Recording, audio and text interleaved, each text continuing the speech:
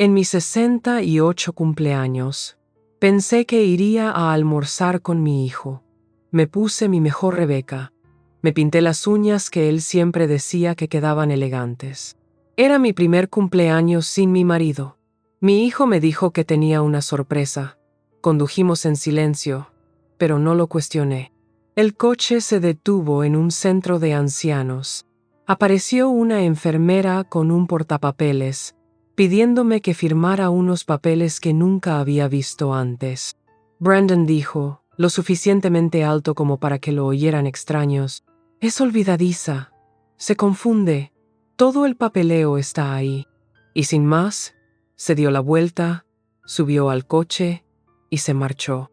Sin abrazo, sin pastel, sin despedida. Solo escape en el aire. Me quedé allí, traicionada, pero no rota. Antes de seguir adelante, suscríbete al canal y dale a la campanilla. Y si tienes historias similares, compártelas en los comentarios. Pensaron que estaban admitiendo a una anciana confundida. ¿Qué no sabían? Acababan de encerrar a la mujer más paciente que Brandon había subestimado jamás. En cuanto oí el clic de la puerta del coche de Brandon al cerrarse, algo dentro de mí se dobló en silencio. No como el papel. El papel se puede volver a alisar. Esto era más como lino dejado demasiado tiempo al sol. Quebradizo. Permanente. Me quedé allí de pie con mi Rebeca rosa suave, la que Charles solía llamar mi colorete de los domingos, agarrando las correas del bolso como una niña que espera a que su madre vuelva de la tienda. Pero no volvía. Brandon ni siquiera miró por el retrovisor mientras se alejaba. La enfermera, Ruby, aunque no sabría su nombre hasta mucho después, me ofreció un portapapeles con simpatía practicada. «Señora Taylor, ¿por qué no entramos si se pone cómoda?» Parpadeé. «¿Cómoda?», repetí. Ella asintió con la cabeza.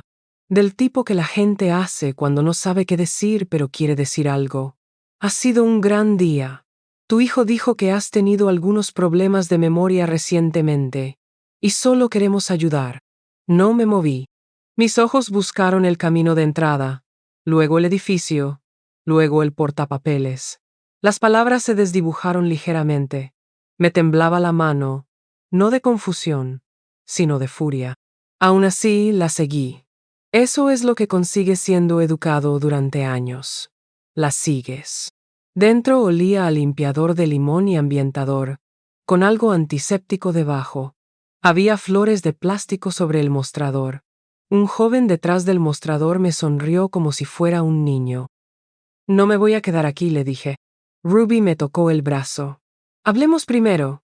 Tenemos una bonita habitación preparada para usted.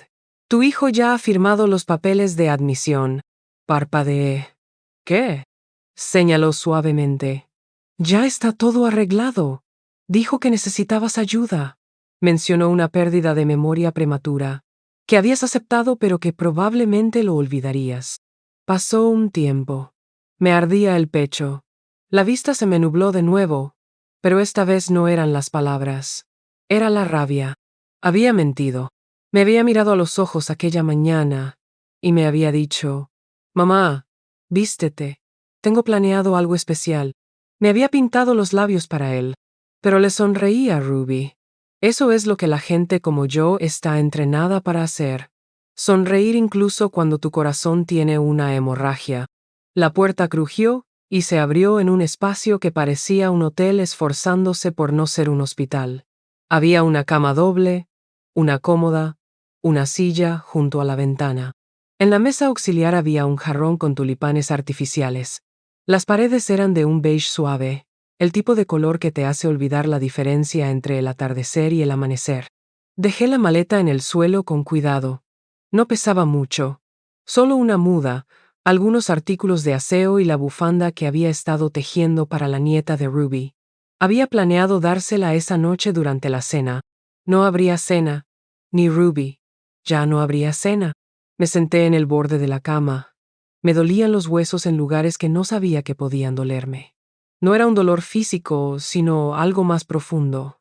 Una especie de traición que te raspaba las entrañas. La enfermera entró, insegura. «¿Puedo traerle algo, Sra. Taylor?» «Sí». dije. Mi hijo. Quiero hablar con él.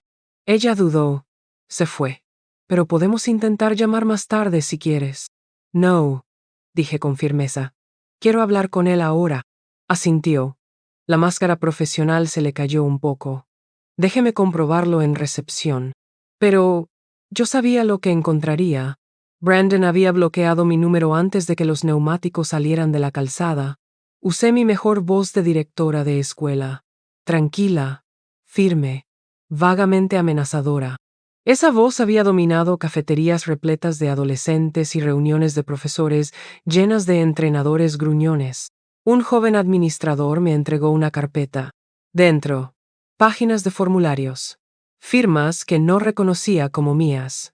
Formularios de consentimiento. Recomendaciones de medicación. Listas de bienes. Vi mi casa en la lista. La que Charles y yo construimos juntos. Él puso los ladrillos con sus propias manos. La de los rosales que plantó por nuestro 25 aniversario. La hipoteca llevaba años pagada. Vendida. Transferida. Liquidada. Pasé a la última página. Brandon había firmado como mi tutor. Sellado por el tribunal. Aprobado por un juez. Debido a signos de capacidad disminuida, decía. Para actuar en el mejor interés del pupilo, dejé que la carpeta se cerrara. Me habían robado la vida, la habían impreso en papel y la habían plastificado con mentiras. Pasó otra semana hasta que volví a ver a Ruby. No se suponía que fuera mi enfermera, solo una flotante de otra ala. Pero una noche, mientras estaba sentada junto a la ventana mirando cómo el cielo se ruborizaba y se hacía de noche, me trajo una bandeja y me dijo: «Tú no eres como las demás». Levanté la vista. «¿Cómo dices?» «¿Eres lista?», dijo sin rodeos. «Los otros mezclan el desayuno y la cena. Citas a Whitman y preguntas sobre procedimientos judiciales. No perteneces a este lugar». «No», estuve de acuerdo. «No pertenezco». Se sentó. Sacó un paquete de mantequilla de maní de su bolsillo. «Esto va contra la política, pero ambos necesitamos algo dulce». Sonreí por primera vez desde que llegué. Esa noche le conté todo. Sobre Brandon, sobre Charles, sobre la casa. Ella escuchó. Nunca interrumpió. Solo me dejó hablar. Cuando terminé, sacó su teléfono. «Conozco a alguien. Es abogado. Fraude a ancianos. Abuso de tutela. Me debe un favor». Así conocí a Aaron Vega. Durante las siguientes 6 semanas, interpreté el papel. Asentí con la cabeza a través de evaluaciones cognitivas. Olvidé cosas durante los chequeos. Dejé que Brandon pensara que su red de mentiras había funcionado. Pero todos los martes, cuando Ruby trabajaba en el turno de noche, llamaba a Aaron. Construimos un caso, lentamente, en silencio. Recuperamos registros bancarios. Rastreamos las transferencias de Brandon desde mis cuentas. Encontramos firmas falsificadas en formularios de propiedad. Obtuvimos extractos de mi farmacia y del empleado de correos. Ruby incluso me ayudó a recuperar los mensajes de voz que dejó Brandon, arrogantes, despectivos, condenatorios. Los imprimimos. Los encuadernamos en un archivo.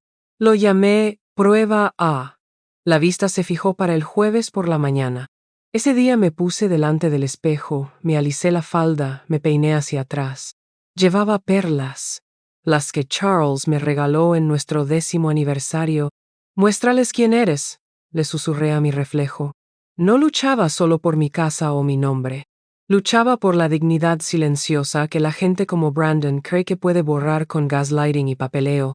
El juzgado del centro de Austin tenía esos suelos fríos de terrazo que hacen eco de cada pisada, como si incluso el edificio estuviera escuchando a escondidas. No había estado en un tribunal desde el año en que testifiqué a favor de un alumno acosado cuando era una joven profesora. Aquella vez estaba temblorosa, insegura. Esta vez entré como si fuera la dueña de la sala. Aaron Vega me recibió en el ascensor, con un bloc de notas en una mano y confianza en la otra. «¿Estás lista?», dijo simplemente. No asentí. No lo necesitaba. La sala era pequeña. Podría decirse que era familiar. Solo unas cuantas filas de bancos y un juez con cara de sabiduría cansada. Brandon ya estaba allí. Se paró cuando me vio, sorprendido. No esperaba que me presentara, y menos con un traje a medida y una sonrisa tranquila. Su propio abogado, un hombre con una corbata de $600 y una intuición de $6, se inclinó hacia mí y me susurró con urgencia. Tomé asiento. El juez nos llamó al orden. Brandon subió primero al estrado. Su voz, siempre suave en fiestas y reuniones de la Asociación de Padres, temblaba lo justo para parecer preocupado. Mi madre siempre ha sido cariñosa, empezó. Pero en el último año, las cosas cambiaron. Se confundió. Se dejaba la cocina encendida. Se olvidaba de los cumpleaños. Estábamos preocupados. Miró al juez como un hijo salido de una película de Hallmark. Intentamos ayudar. El centro era el lugar más seguro. La tutela era para protegerla. Aaron se levantó. ¿Y la venta de su casa? Preguntó. Brandon parpadeó. Me dijo que quería reducir el tamaño. Incluso firmó los papeles. ¿Bajo medicación? Preguntó Aaron, entregando al juez una copia del historial médico. Brandon tartamudeó. Bueno, ella. No recuerdo exactamente. Señoría, dijo Aaron, volviéndose hacia atrás. Trataremos ese tema en profundidad dentro de un momento. Aaron me guió suavemente. Sus preguntas eran agudas, pero respetuosas. Le conté al tribunal lo del cumpleaños, el viaje en coche, el portapapeles, la fría y aguda traición. Luego vino el papeleo. Aaron presentó las firmas falsificadas, el archivo de audio de Brandon burlándose de mí en el teléfono a un amigo. Ella piensa que todavía es dueña del lugar. Ella ni siquiera puede recordar la contraseña Wi-Fi. Los registros bancarios que mostraban a Brandon transfiriendo dinero de mi pensión a una nueva cuenta que había abierto a nombre de los dos, y luego retirándolo a trozos. La carta de mi farmacéutico confirmando que había recogido mis recetas a tiempo, sin signos de confusión. La declaración como testigo de Ruby, en la que explicaba mi claridad, coherencia y sus observaciones de primera mano que refutaban las afirmaciones de Brandon sobre demencia. El juez me hizo una pregunta. ¿Sra? ¿Taylor? ¿Cree que su hijo actuó pensando en lo mejor para usted? No hice ninguna pausa. No, señoría. Actuó por su cuenta. El equipo de defensa de Brandon se apresuró. Llamaron a un neurólogo que no me conocía. Aaron objetó. Sostenida. Intentaron decir que yo era mentalmente inestable. Aaron presentó mis años de credenciales de enseñanza, certificados de educación continua, e incluso un ensayo publicado que había escrito solo 6 meses antes. Vi a Brandon encogerse en su silla mientras cada capa de su telaraña se deshacía, hilo a hilo. Su mujer no asistió. Sus amigos no vinieron. El juez habló en voz baja, pero sus palabras fueron como un trueno. Esto no es solo una denegación de la tutela, dijo. Es un abuso del deber fiduciario, una manipulación emocional y un esfuerzo calculado para explotar a un padre vulnerable, ordenó. Tutela terminada. Todas las cuentas devueltas a mi control. Brandon devolver $213 en restitución. La casa devuelta a mi nombre en su totalidad.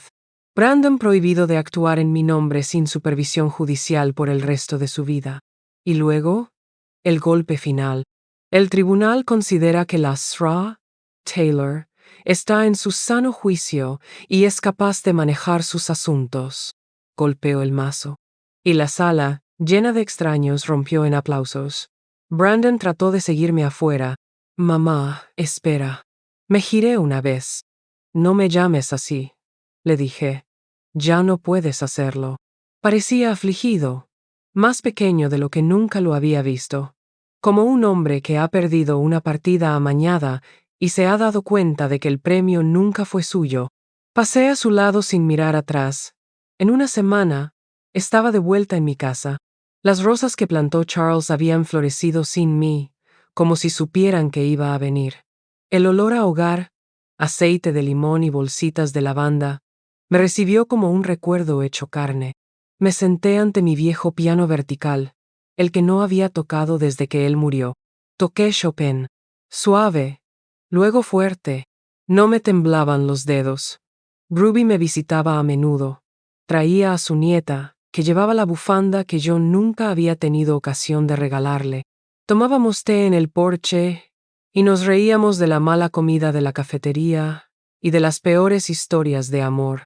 También empecé a trabajar como voluntaria, dando charlas en centros comunitarios sobre el fraude a las personas mayores, la dignidad y el poder de la documentación. Aaron me preguntó si alguna vez había pensado en escribir un libro. Le dije que ya tenía el título. No estaba confundida. Solo estaba esperando. Cuando la gente habla de traición, suele describirla como un trueno, repentina, fuerte, demoledora. Pero la verdad es que la traición suele ser más silenciosa. Comienza con un cambio en la presión del aire. Un silencio donde antes había calor.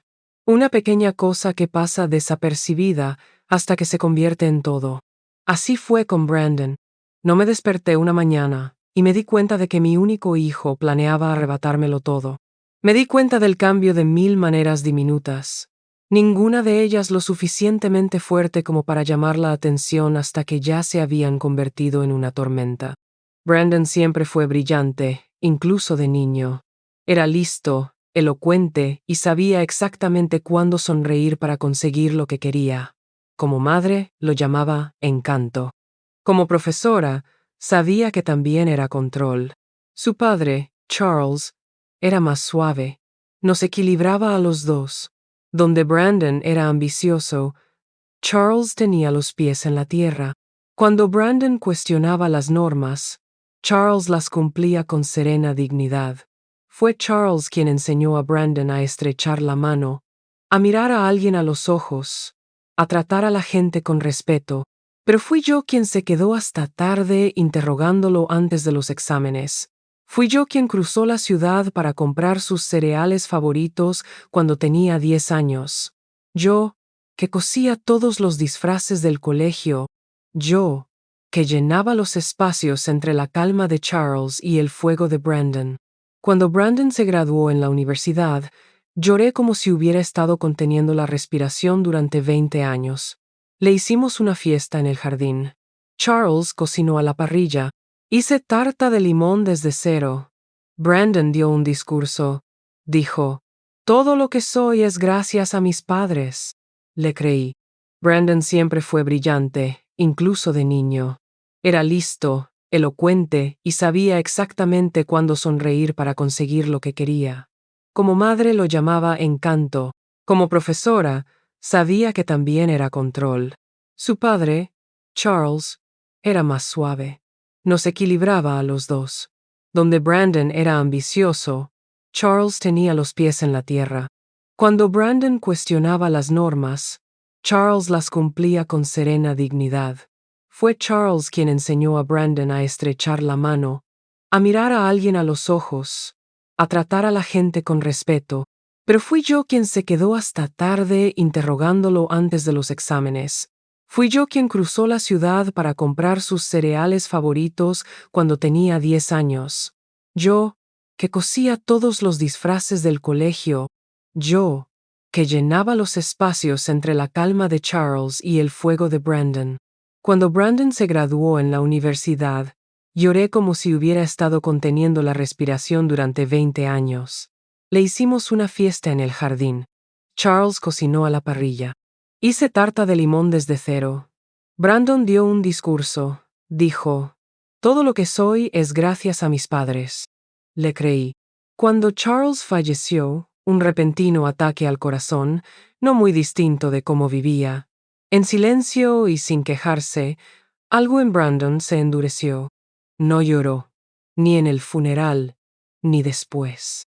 «Tengo que ocuparme de la herencia», dijo la mañana siguiente al funeral, mientras yo estaba en la cocina con el jersey favorito de Charles. Asentí con la cabeza. Estaba demasiado adormecida para oponerme. Brandon tomó las riendas de todo. No lo cuestioné, ni cuando dijo que debíamos consolidar nuestras cuentas para simplificar.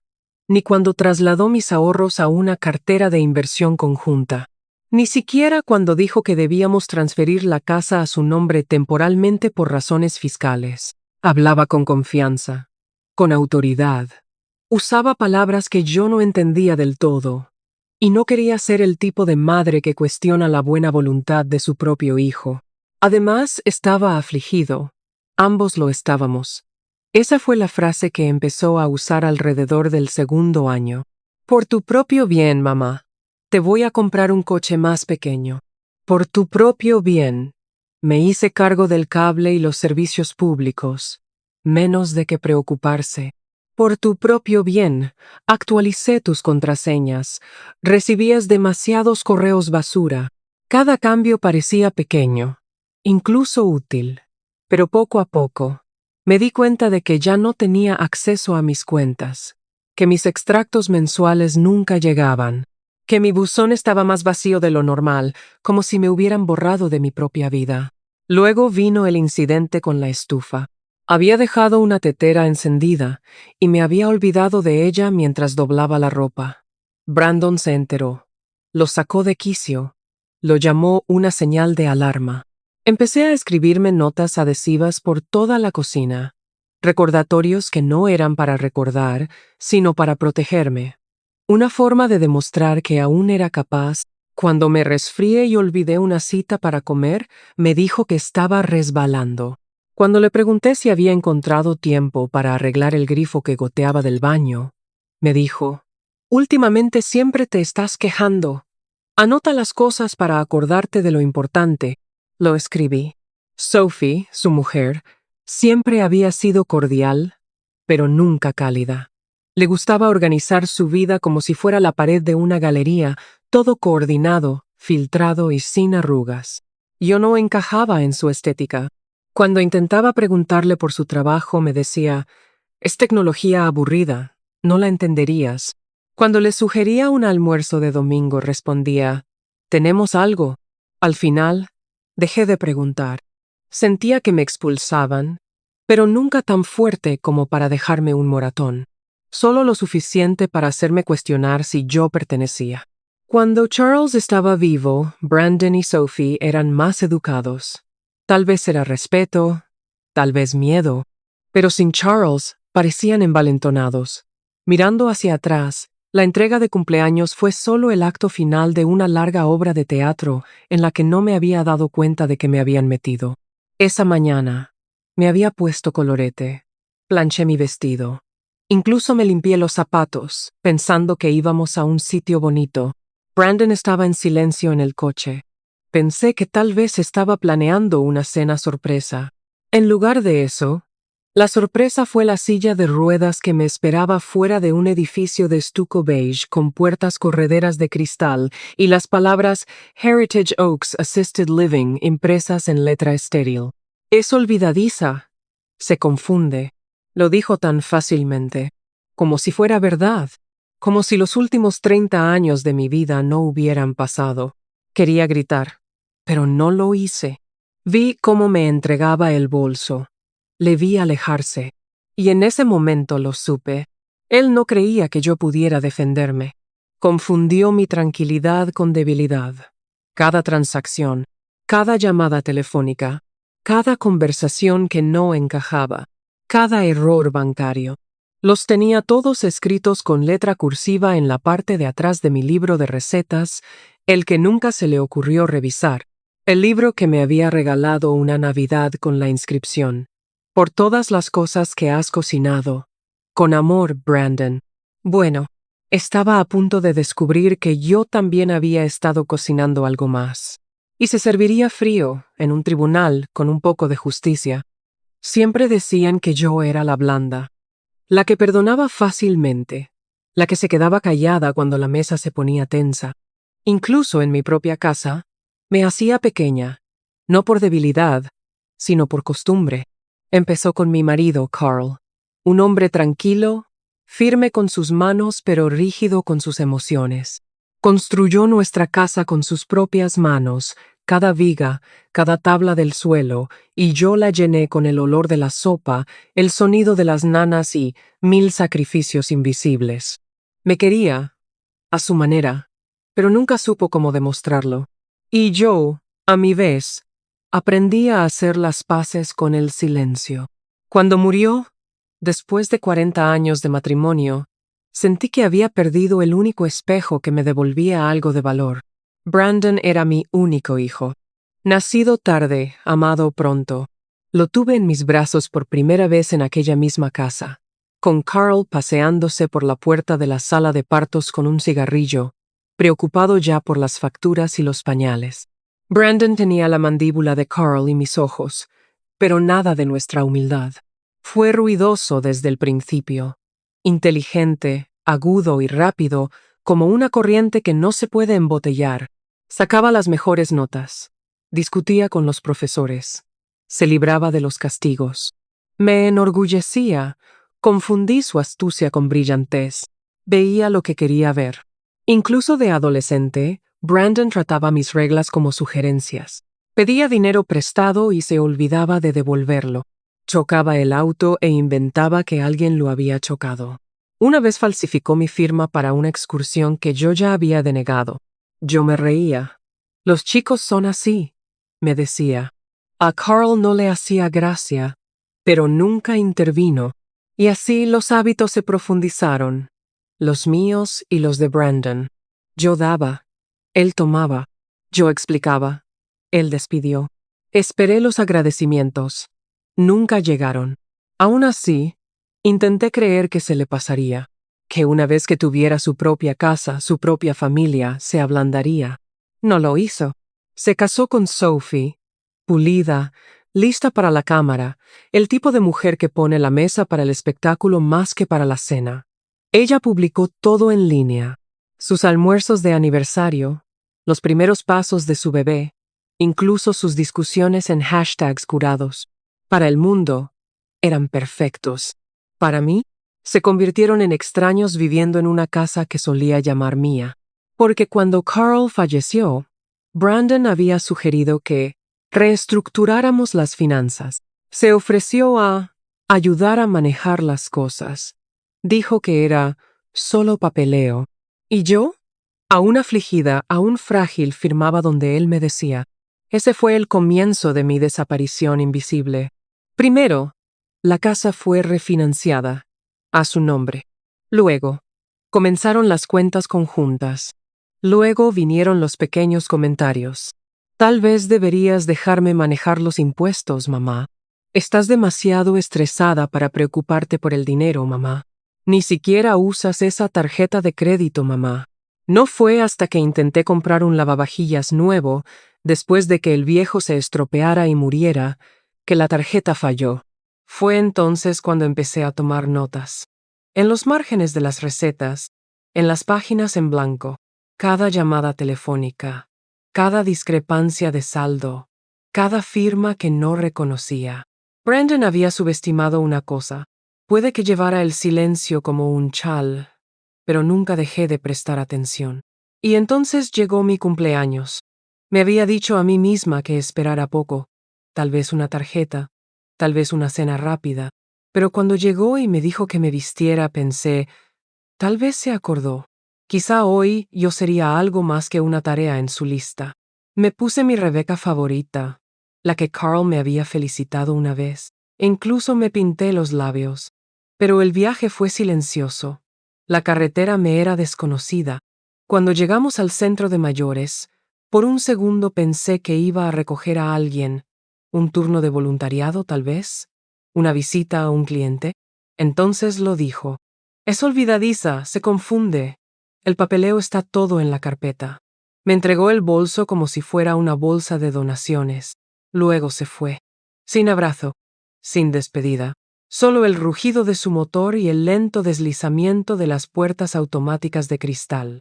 Estuve sentada en aquel vestíbulo durante 2 horas. El personal era amable, pero condescendiente. Vamos a instalarte, Margaret. No te preocupes, aquí estás a salvo, cariño. Me ofrecieron té. Pedí un teléfono. Dijeron que tenían que consultarlo con la familia. Esa noche estaba sentada en una cama estrecha, con una taza de manzanilla que no había pedido, mirando un aparcamiento que no reconocía, y recordé a Carl. La forma en que construyó un banco bajo nuestro arce, la forma en que Brandon solía sentarse a su lado, haciéndole preguntas sobre clavos y madera y matemáticas. ¿Qué habría dicho ahora? ¿Qué habría hecho? Yo no lo sabía, pero sabía lo que yo haría. Construiría algo propio, no con madera, sino con papel, y verdad, y acero, porque mientras Brandon le decía al mundo que me estaba desvaneciendo, yo me afilaba, y muy pronto se daría cuenta. La mujer que descartó no estaba confundida. Pasé las siguientes 2 semanas moviéndome como la niebla a través de esa instalación, silenciosa, constante y desapercibida. Era exactamente como yo quería. Las enfermeras pasaban con sonrisas condescendientes. Una de ellas me preguntó si recordaba qué año era, y le contesté en latín solo para ver cómo se le congelaba la cara.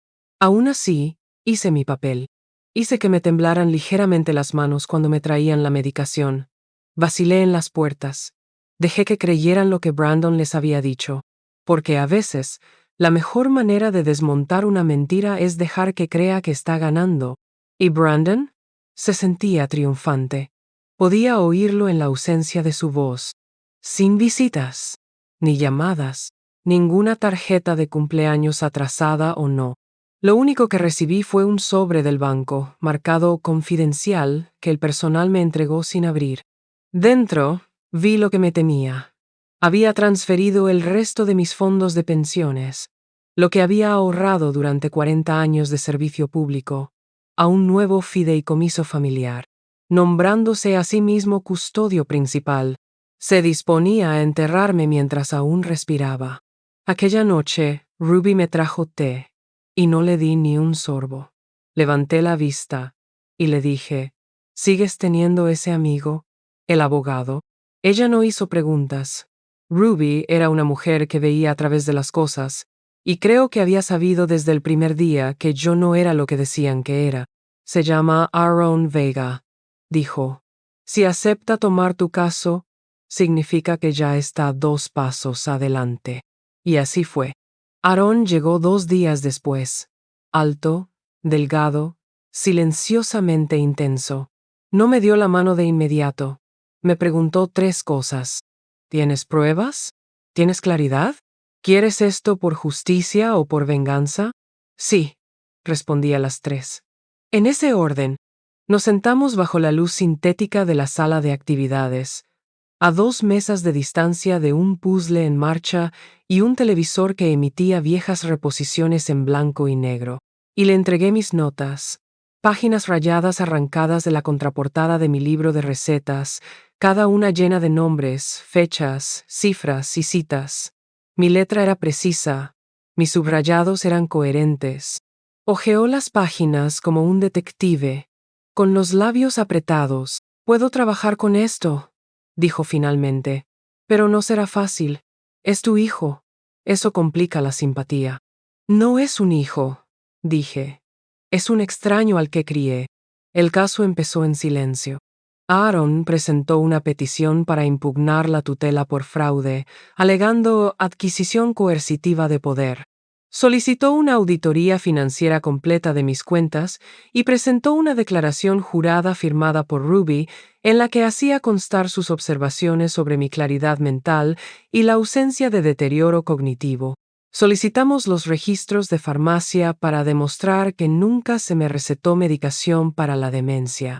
Pedimos extractos bancarios que mostraban patrones de retirada de fondos relacionados con los viajes y las compras de lujo de Brandon, algo extraño teniendo en cuenta que supuestamente yo no estaba capacitada para gestionar mis propios gastos.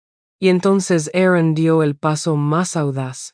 Solicitó la anulación de la venta de la casa, alegando que yo había sido engañada, manipulada y privada del consentimiento informado. Fue una granada legal.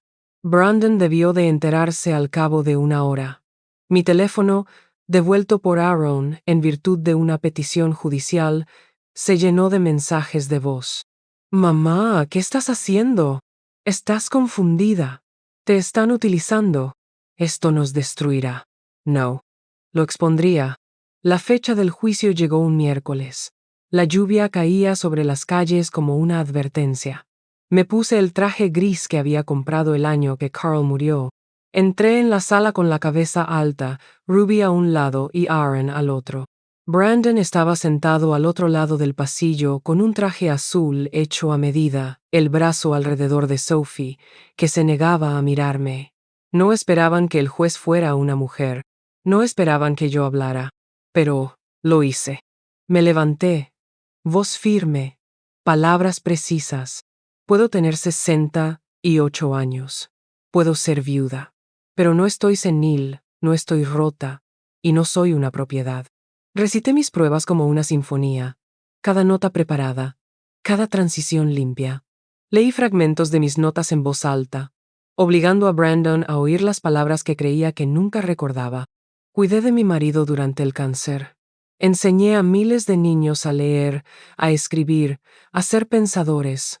Puede que sea vieja, pero no soy desechable. La sala se quedó inmóvil. Incluso la taquígrafa hizo una pausa. Entonces Aaron tomó el relevo. Estableció el calendario, las transferencias de fondos, las autorizaciones falsificadas, los diagnósticos falsos, las tarjetas de crédito emitidas a mi nombre sin permiso. El abogado de Brandon trató de objetar, pero Aaron fue demasiado rápido. Tenemos declaraciones juradas de farmacias. Tenemos declaraciones de 2 enfermeras.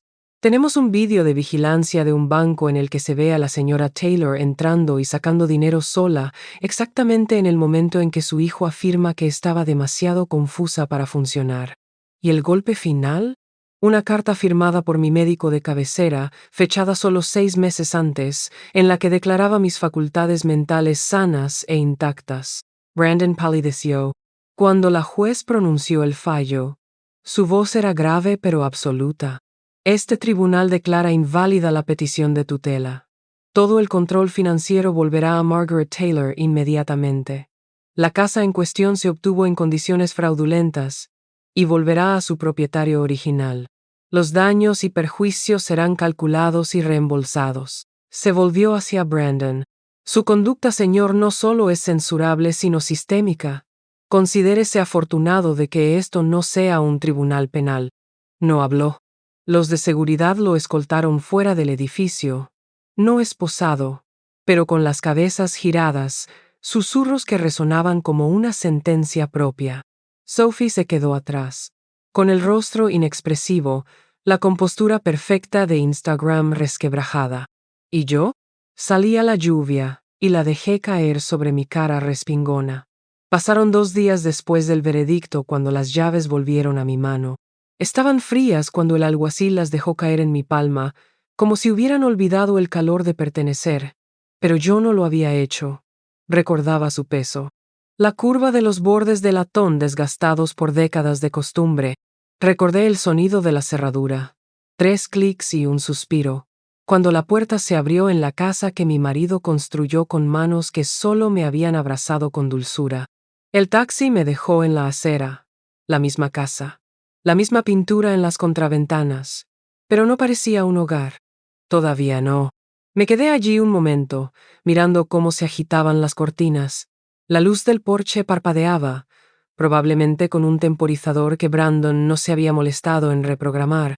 Con todo el papeleo que había falsificado, no se le había ocurrido cambiarlo. Entré. El aire estaba viciado y enrarecido, sin tocar. Las paredes resonaban, pero mis pies sabían a dónde ir.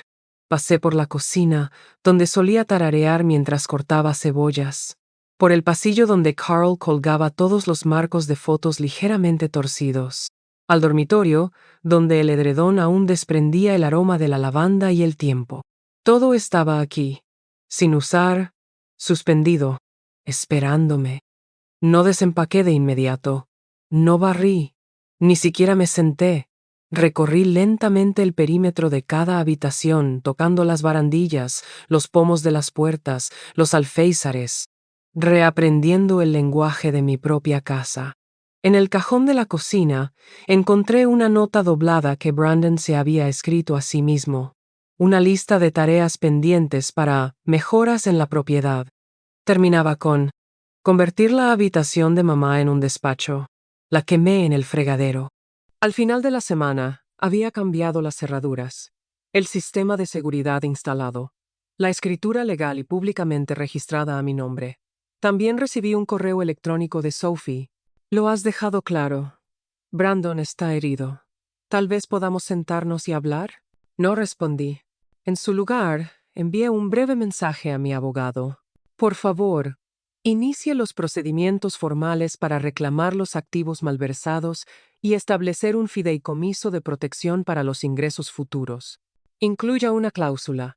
Ningún desembolso a Brandon o sus afiliados bajo ninguna circunstancia.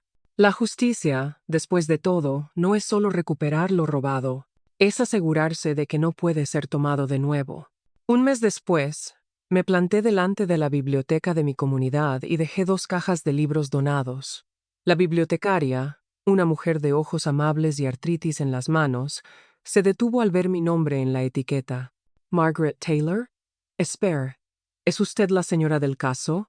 ¿Aquella cuyo hijo? Sonreí, sin amargura, solo clara. Soy la mujer que recuperó su vida. Ruby vino la semana siguiente. Trajo barritas de limón y un ramo de flores silvestres, recogidas detrás de la residencia. Pensé que te gustaría tener compañía, dijo, acomodándose en la silla de la cocina como si fuera su casa. Me gusta más cuando me invitan, le dije, sirviéndole 2 tazas de té. No hablamos de Brandon. No directamente. Pero me preguntó si me sentía sola y le dije, menos ahora que cuando estaba rodeada de gente que fingía que era invisible. Asintió como si lo entendiera, porque así era. En los meses siguientes, me uní a un grupo de bridge del barrio. Empecé a ir a los mercadillos de los sábados. Incluso empecé a dar clases de alfabetización en el centro comunitario. Había pasado la mayor parte de mi vida ayudando a otros a encontrar su voz. Pensé que había llegado el momento de recuperar la mía. Una mañana tranquila, llegó un paquete. No tenía remitente. Dentro, encontré una fotografía de Brandon. Parecía más viejo, más canoso. Detrás de él, un cartel de «Se alquila» en lo que solía ser su apartamento. La nota adjunta decía «Se ha mudado con amigos. Sophie se fue el mes pasado. Supongo que el mercado estaba más difícil de lo que él pensaba». Doblé la foto una vez, pero otra vez. No la rompí. No la quemé. Simplemente la metí en la parte de atrás de mi libro de recetas, entre las notas sobre el pollo marsala y los bollitos de limón, porque no vale la pena borrar algunas historias, pero tampoco merece la pena releerlas. En el primer cumpleaños, después de recuperar mi vida, horneé mi propia tarta, vainilla con glaseado de frambuesa. Encendí una sola vela. Me senté a la mesa de la cocina, con la luz del sol entrando a través de las cortinas que una vez Carl midió a mano. Y susurré, «Feliz cumpleaños, Margaret». Esta vez, nadie se olvidó. Nadie cayó. Nadie se quedó atrás. Solo una voz, firme y entera, cantando los años a los que había sobrevivido. Y por una vez, fue suficiente. Y eso al final fue suficiente. Suscríbete al canal y dale a la campana. Y si tienes historias similares, compártelas en los comentarios. Gracias.